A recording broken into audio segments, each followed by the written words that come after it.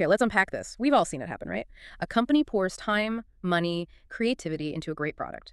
Maybe it's a new tool, or like today, a really slick boat hull design. It hits the market, does great, and then bam! Suddenly, you see cheap copies everywhere. The copier didn't have to do any of that hard R&D work. It's a classic problem. Yeah. And it gets right to the heart of intellectual property law. How do you reward the inventor? Protect their investment. But at the same time, how do you make sure there's still competition, that ideas can flow freely? Because that's ultimately what pushes innovation forward. Exactly. It's this constant balancing act. And it all revolves around what we call the patent bargain. Basically, if you invent something, you can go to the federal government. Right. You tell them exactly how your invention works, full disclosure. In return, they give you a monopoly, but only for a limited time. Right now, it's 20 years. You get to be the only one making, using, or selling it. But what if you don't get a patent? Maybe the idea wasn't quite new enough, or maybe you just missed the deadline, or decided the whole federal process wasn't worth it. Well, that's the multi-million-dollar question, isn't it? Can your state step in then? Can Florida, for instance, say, hey, we want to protect our local boat builders, even if the federal government won't? And that leads us straight into today's deep dive. We're looking at a really crucial 1989 Supreme Court case that basically drew a line in the sand on this issue. That's right. The case is Bonito Boats, Inc. v. Thundercraft Boats, Inc. Our mission today isn't just to tell the story. We want to dig into how the Supreme Court unanimously used the Constitution's Supremacy Clause to say no to Florida's attempt to protect these boat hulls. And it's not just about what they struck down, but why. The court made it really clear that the freedom to copy things that aren't patented isn't just, allowed because there's no rule against it. It's more than that. Much more. The court basically said it's a strong federal right, that freedom is essential to the whole system. A strong federal right to copy. Okay, that's a powerful idea. Let's see how that played out with these fiberglass boats. Hashtags, parties, and timeline Q1, Q2. All right, let's ground ourselves. Who are the actual companies involved here, and what are the official details of this case? The nitty-gritty for Q1. Sure thing. So the case name again is Bonito Boats, INC v. Thundercraft Boats, INC. Got it. The official citation is 489 U.S. 141. This was decided by the Supreme Court of the United States. When was this? Late 80s? Yep. Arguments were heard December 5, 1988, and the decision came down on February 21st, 1989. So it wrapped up the 1988 October term. And who wrote the opinion for the court? That was Justice O'Connor. And importantly, she wrote for a unanimous court. Unanimous. Wow. That sends a pretty strong message, doesn't it? It really does. It signals very clear agreement on the core principles, especially about federal law trumping state law in this area, what we call preemption. No dissenting views, no separate concurrences, just boom. Okay, so who are the parties? Petitioner and respondent. Q1. The petitioner, they were the ones who originally sued, was Bonito Boats, Inc.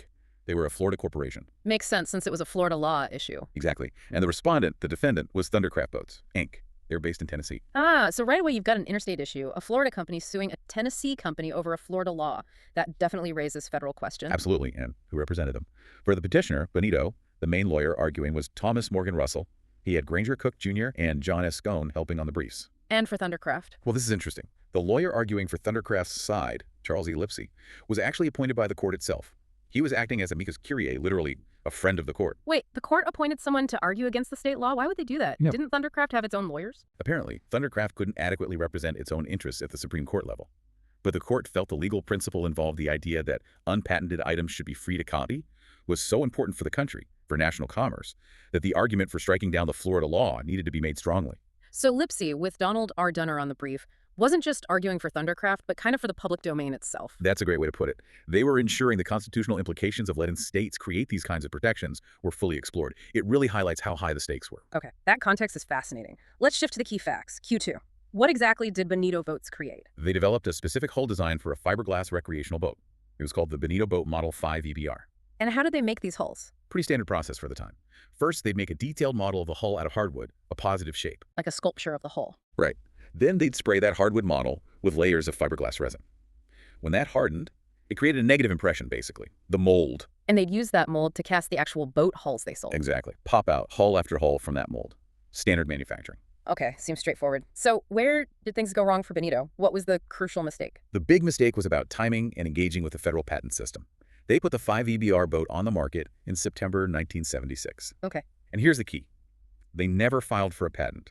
Not a utility patent for how the hull worked, not a design patent for how it looked, nothing. They just started selling it. Why would they do that? We don't know their exact reasons from the opinion. Maybe they thought it wasn't patentable, maybe the process was too costly or time-consuming, maybe they just didn't think about it seriously enough. Whatever the reason, they chose not to make that patent bargain we talked about. So from September 1976, that specific hull design was just out there for anyone to see and potentially copy. Completely out there. And crucially, it was out there for over 6 years before Florida tried to step in. 6 years. Why is that time frame so important? Because federal patent law has what's called a statutory bar, specifically 35 U.S.C. Section 102B. It says you can't get a patent if your invention has been in public use or on sale in the U.S. for more than 1 year before you file your patent application. Ah, so after 1 year of selling the 5 EBR, Bonito lost any chance of getting a federal patent anyway. That's right. By waiting 6 years, they had clearly and irreversibly, according to federal law, placed that whole design into the public domain. It was legally unpatentable. Okay, so the design is unpatentable, it's in the public domain, and then Florida acts. Q2, what did this Florida statute try to do in May 1983? The law, Florida Statute Section 559.94, was very targeted. It aimed at a specific method of copying. Which was? It made it illegal to use the direct molding process to duplicate any manufactured boat hull or major part of it unless you got written permission from the original maker. Direct molding. We'll need to unpack what that means later. But basically, Florida banned one specific, probably easy way to copy boat hulls. Exactly. The law also banned knowingly selling boats made using this process. It applied to any duplication happening after July 1st, 1983. So Bonito sees Thundercraft using this direct molding process to copy their 5 VBR hull, which they couldn't patent anymore.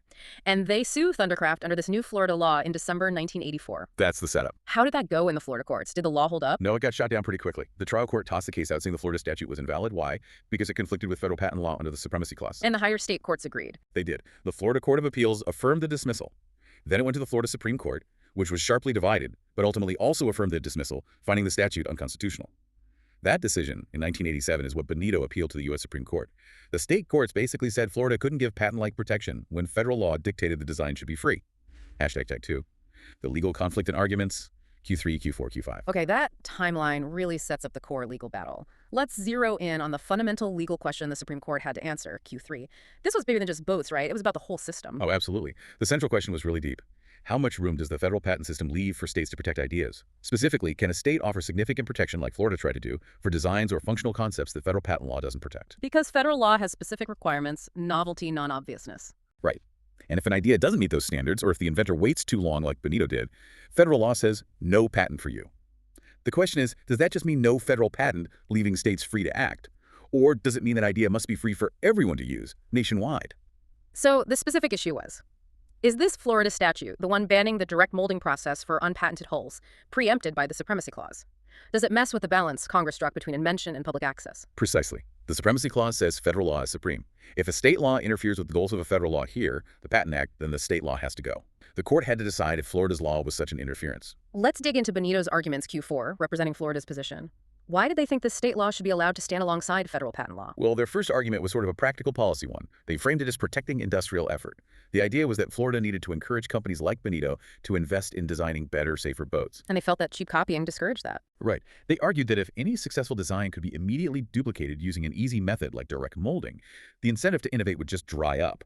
They weren't trying to create a full patent, maybe, but just stop what they saw as unfair parasitic copying that hurt local industry. Okay, protect the local guys, encourage R&D. What was their main legal argument, though? How did they try to fit this law around federal patent law? Their key legal point was the limited scope argument. This was the argument that swayed the dissenting judges in the Florida Supreme Court, too. They said, look, our law doesn't ban all copying of the boat hull. Just the direct molding method. Exactly. You can still copy it, they argued. You just have to do it the hard way, measure it meticulously, build your own model, make your own mold from scratch. That takes time and skill. So they're saying the underlying design is still free, but the state is just regulating one specific manufacturing process or method of copying, like regulating unsafe factory equipment or something. That was the spin. They tried to frame it as regulating the copier's conduct, not granting rights in the idea itself. They pointed to a federal circuit case called Interpart, which had upheld a similar California law about car mirrors, using that same reasoning. And they argued this kind of limited process regulation could coexist with federal patent law, just like states have always had laws about trade secrets or basic unfair competition, like tricking consumers. Yes, that was the analogy. They saw it as filling a small gap, regulating a specific unfair practice, not creating a whole new type of patent. All right, that's Bonito's side. Now, what about Thundercraft and the amicus curiae arguing against the law, Q5? What were their main counterarguments? Their main weapon was the Supremacy Clause and the strong federal policy embedded in the public domain doctrine. They argued the Florida statute was flat out invalid because it directly conflicted with the federal patent scheme. And the core of that conflict was the fact that Bonito's whole design was undeniably in the public domain. It had been sold for 6 years, making it unpatentable under federal law. Thundercraft leaned heavily on those landmark 1964 cases, Sears and Compco. What's the key principle from Sears and Compco? That once an article is unprotected by a patent, either because it wasn't patentable or the patent expired, it's in the public domain, and states cannot prohibit the copying of that article. It must remain free for all to copy. Federal law doesn't just determine what's protected. It deliberately determines what's free. So Thundercraft argued Florida was trying to take something federal law had declared free and make it unfree again. Exactly. And they hammer the point that Florida was essentially creating a patent like right through the back door. How so? By banning the direct molding process, which everyone knew was the cheapest, fastest, most efficient way to copy these hulls, Florida was effectively giving Bonito a monopoly. Maybe not a total monopoly on the design itself, but a practical monopoly by blocking the only economically viable way to compete. So even if other methods were technically possible, banning the efficient one gave Bonito real market power. Precisely. And this state-created monopoly was granted without Bonito ever having to prove their design met the federal standards of novelty and non-obviousness. Worse, this protection lasted forever, not for a limited time like a real patent. They argued the state-level, perpetual, standard-free protection directly interfered with the federal balance Congress intended. #29. The court's decision and the preemption mandate. Q6, Q9. Okay, so we have Florida trying to protect its boat industry with a process ban versus the federal principle that unpatented designs must be free to copy efficiently. How did the Supreme Court rule? What was the holding? Q6. The court came down firmly on the side of federal supremacy. The holding was crystal clear. The Florida statute, section 559.94, is preempted by the Supremacy Clause of the Constitution. It's invalid. So they agreed with the lower courts. Yes, they affirmed the judgment of the Florida Supreme Court. The state law could not stand because it conflicted with federal patent law. And you mentioned earlier this wasn't a close call, Q9. Not at all. Justice O'Connor delivered the opinion for a unanimous court. Wow. No dissents, no separate opinions, arguing for a different reason. None. That unanimity is really significant. It shows a very strong consensus among the justices about the fundamental structure of patent law and federal preemption in this area. It basically put an end to the debate that had been simmering since Sears and Comco about whether states could create these kinds of patent alternatives. The door was slammed shut.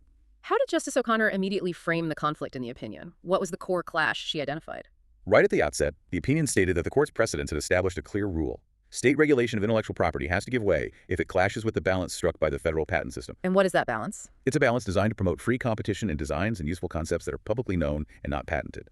The court said Florida's law offered patent-like protection to ideas that the federal system explicitly leaves unprotected. So it wasn't just that the federal law didn't protect it, it's that the federal law intended it to be unprotected and therefore free. Exactly. That's the crucial distinction. Federal law doesn't just fail to protect some things, it actively designates them as part of the public domain, free for all to use.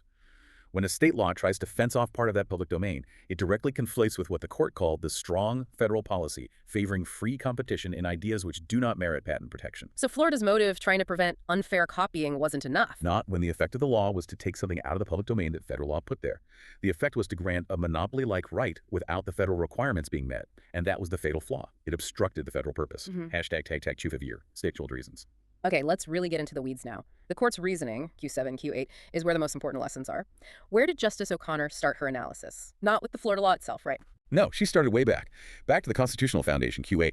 She went straight to Article 1, Section 8, Clause 8, the Intellectual Property Clause. The one that gives Congress the power. Right. To promote the progress of science and useful arts by securing for limited times to authors and inventors the exclusive right to their respective writings and discoveries. And the emphasis there is on? Two things mainly. First, the goal is to promote progress. Second, the protection Congress grants the exclusive right must be only for limited times.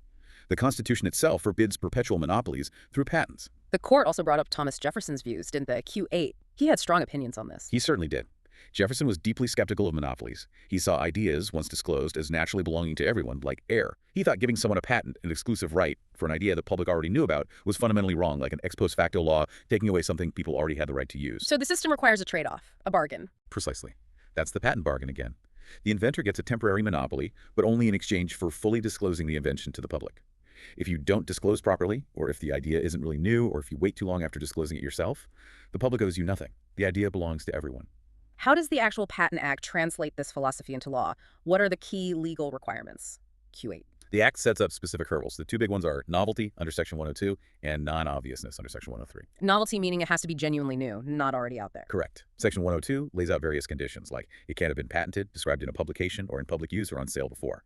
And critically for Bonito, Section 102B includes that one-year bar we discussed. Yeah. If you sell your invention for more than a year, it's no longer considered novel for patent purposes. Even if it was revolutionary when you first sold it. Even then, the clock starts ticking. And non-obviousness under Section 103 adds another layer. Even if your invention is technically new, it can't be just an obvious tweak or combination of things already known. It has to be a real inventive leap. So how did Bonito's situation stack up against these? Well, they clearly failed the Section 102B bar.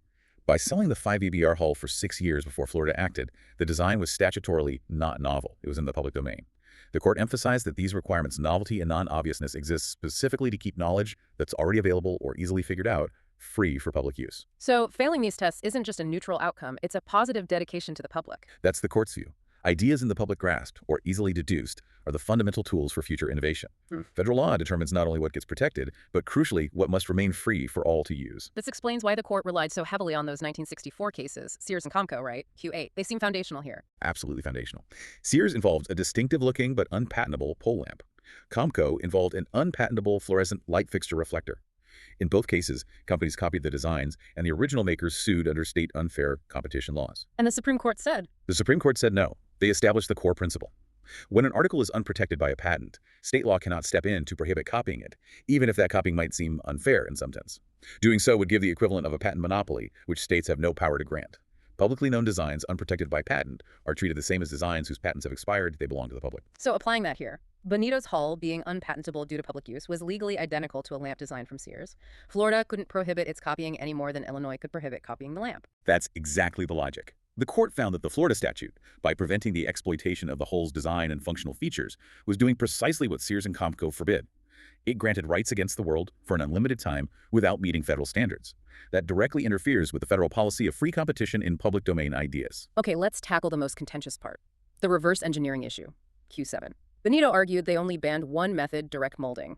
Thundercraft could still copy the hull the hard way. Why didn't the court accept that limited regulation argument? Because the court looked at the practical reality, not just the technical possibility. Let's really picture this direct molding process. Okay, paint the picture. Imagine Thundercraft gets hold of a finished Bonito 5EBR hull. Using direct molding, they basically treat that finished hull as the plug. They just spray layers of fiberglass resin directly onto the outside of the Bonito hull. Using the competitor's product as their own starting model. Exactly. Once that fiberglass hardens, they peel off this new shell and presto. They have a negative mold that perfectly captures the geometry of the original hull. They can immediately start laying fiberglass inside that mold to pop out duplicates. Sounds incredibly efficient, fast, cheap. Very fast, very cheap. Yeah. Minimal R&D, minimal skilled labor needed for modeling. Now, contrast that with the hard way that the Florida law still technically allowed. What would that involve? That would mean Thundercraft taking the Bonito hull and meticulously measuring thousands of points on its surface, a process called lofting. Then, they'd have to use those measurements, maybe with complex computer-aided design, CAD software, or skilled artisans, to build a whole new positive model from scratch, probably out of wood or plaster. Then they could finally make their production mold from that model. That sounds incredibly time-consuming and expensive. Hugely so. Orders of magnitude more costly and slower. And likely less accurate, too. So while Bonito argued see copying is still possible, the Supreme Court said, essentially, you've banned the only way copying makes economic sense. So, banning the most efficient method is effectively granting protection. That's what the court concluded. Prohibiting the entire public from using the most efficient form of reverse engineering is a substantial interference with the public's right to use what's in the public domain. The court stated very clearly that the right to prevent reverse engineering is a power granted only to a federal patent holder. It's part of their exclusive rights. And the ability for competitors to reverse engineer actually serves a purpose in the patent system. Yes. The court saw reverse engineering as a vital competitive spur. Knowing that competitors can easily copy your product if you don't patent, it pushes inventors to actually go through the rigorous patent process to get that strong, exclusive protection. If states let inventors block easy copying without a patent, it weakens that incentive. Inventors might just rely on weaker state laws instead of aiming for a real federal patent. This ties into why trade secret law is different, right? You mentioned the Kiwani oil case, Q8. Exactly. The court reaffirmed Kiwani, which allowed state trade secret laws to coexist with patent law. But the key difference is what trade secret law protects. It protects secrets, right? Information not publicly known. Precisely. It protects against improper acquisition, like industrial espionage or breaching a confidentiality agreement. But crucially, trade secret law offers no protection against someone discovering the secret legitimately, either by figuring it out themselves independently or by buying the product on the open market and reverse engineering it. So trade secret protection evaporates once the product reveals the secret. Yeah, essentially, yes. The Florida statute, however, wasn't about protecting secrecy. The Bonito hull design was public. It was trying to stop the copying of a publicly known design, which is fundamentally different. It wasn't aimed at unfair acquisition. It was aimed at restricting competition itself. That's why it looked like a patent substitute, not a trade secret law. And what about that slippery slope argument Justice O'Connor made? Q7. If Florida can do this for boats. That was a powerful point about uniformity. The court essentially asked, where does this end? If Florida can ban direct molding for boat hulls, maybe another state bans a specific chemical analysis technique for unpatented drugs, or another state bans using 3D scanning and printing to replicate unpatented machine parts. Every state could pick its favorite local industry and ban the most efficient way competitors copy their products. Exactly. You'd end up with a chaotic patchwork of 50 different state IP regimes. It would be impossible to know what's legal where. It would cripple national commerce and completely undermine the point of having a single, uniform federal patent system. Okay, this leads directly to the court's criticism of that earlier Federal Circuit case, Interpart Q7. Why do they need to specifically reject Interpart's reasoning? Because Interpart had blessed a very similar state law, a California ban on direct molding for car mirrors, using the exact argument Bonito was making, that the law just regulated one method of copying and didn't grant a full monopoly. The Supreme Court needed to definitively say that reasoning was wrong to ensure national uniformity. What was the flaw in the inter part logic, according to the Supreme Court? The Federal Circuit in Inter Part had claimed that federal patent law grants inventors the right to exclude others, but says nothing about the public's right to copy or right to use. They suggested this silence left room for states to regulate copying methods. And the Supreme Court said? The Supreme Court said that's fundamentally incorrect. They argued that the entire structure and history of patent law, especially Sears and Compco, firmly established that federal law does create a right to copy and use what is in the public domain. The lack of federal protection isn't silence. It's an active federal policy decision mandating freedom. So the federal government's decision not to grant a patent is a regulatory statement in itself. Precisely. And the court doubled down on the idea that banning the most efficient method is creating a property right in practice. They said Sears and Compco don't just protect the abstract idea, they protect the public's right to efficiently reduce that idea to practice and sell it. Copying functional features of unpatented products is legitimate competition under federal law, and states can't label it unscrupulous and ban it. So by shooting down Inter Part, the court made it absolutely clear. States cannot use process bans as a way to give patent-like protection to things federal law leaves free. The right to copy includes the right to copy efficiently. That's the crux of it. You either meet the high federal standards for a patent, or your creation belongs to the public, fully and efficiently exploitable by all. #TAG-V. Significance and implications. Q10. This ruling feels incredibly significant then, a real cornerstone decision. Let's broaden out now and talk about the overall legal significance and the lasting impact of Bonito Boats. Its biggest significance is definitely the powerful reinforcement of national uniformity in intellectual property. The court basically said, we need one system for the whole country. Imagine the chaos if every state had its own rules about what could be copied and how. Yeah, a company selling nationwide would have to navigate 50 different sets of rules just to figure out if they could make a similar product. Exactly. The court pointed out that the federal system provides clarity. For instance, federal law requires patent holders to mark their products with a patent notice. That's 35 U.S.C. Section 287. This gives the public a clear way to know what's protected and what's not. And these state laws just muddy the waters. Completely. They blur that clear line between patented and public domain, creating uncertainty for businesses and inventors everywhere. You wouldn't know if a design was free to use in Nevada but restricted in California next door. Beyond the administrative nightmare, there's that risk of protectionism you mentioned earlier. That's a huge constitutional concern. If states can create these quasi-patents, what stops them from tailoring laws to protect their own major industries from out-of-state competition? Florida protecting boat builders, Michigan protecting auto parts, California protecting tech hardware. It sounds like the kind of trade wars between states that the Constitution was partly designed to prevent. Absolutely. The Commerce Clause and the Patent and Copyright Clause were intended to create a unified national market. Allowing states to erect these kinds of IP barriers would fragment the economy and directly undermine that goal. Bonito Boats firmly prevents that kind of state-level economic insulation. So uniformity ensures a level playing field judged by one federal standard. Right. And the last major point on significance relates to congressional intent. Meaning it's Congress's job, not the states, to decide if more protection is needed. Precisely. The court noted that Congress had actually considered creating special, limited protection for industrial designs, things like boat hulls, furniture, fashion, separate from regular patents. They looked at various proposals over the years. And what happened? Congress chose not to enact them. They decided the existing balance, mainly between utility patents, design patents, copyright, and the public domain, was the right one. So when Florida passed its direct molding ban, it was essentially stepping into an area where Congress had deliberately chosen not to legislate further protection. The state was trying to second-guess Congress's policy choice. That's how the court saw it. Florida was trying to provide substantial protection, a perpetual right against efficient copying, without demanding the inventor meet the high standards of novelty and non-obviousness that Congress requires as the quid pro quo for a federal patent. That fundamental conflict meant the state law had to fall. #TAG-OUTRACATA.